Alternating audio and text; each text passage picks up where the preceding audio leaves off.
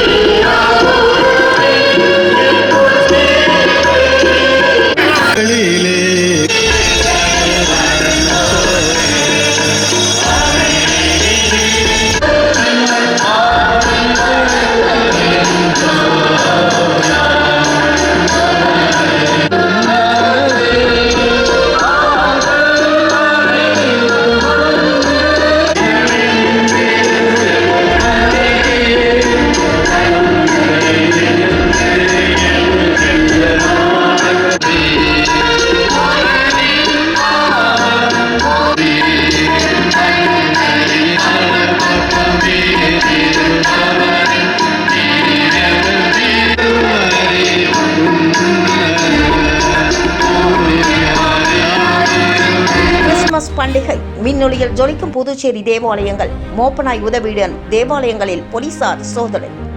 Christmas பண்டிகையை முன்னிட்டு புதுச்சேரி தேவாலயங்கள் மின்னொளியில் ஜொலிக்கின்றன. இந்த ஆண்டு ஏராளமான சுற்றுலா பயணிகள் பல்வேறு மாநிலங்கள் மற்றும் வெளிநாடுகளில் இருந்து புதுச்சேரிக்கு வந்துள்ளதால் புதுச்சேரியில் தேவாலயங்களில் கூடுதல் போலீஸ் பாதுகாப்பு போடப்பட்டுள்ளது. கூட்டம் தொடர்ந்து அதிகரித்த வண்ணம் இருந்ததால் பொதுமக்கள் மற்றும் சுற்றுலா பயணிகளின் பாதுகாப்பு நலனை கருத்தில் கொண்டு நகர பகுதிகளில் உள்ள தேவாலயங்களில் போலீசார் மோப்பனாய் உதவியுடன் சோதனை மேற்கொண்டு வருகின்றனர்.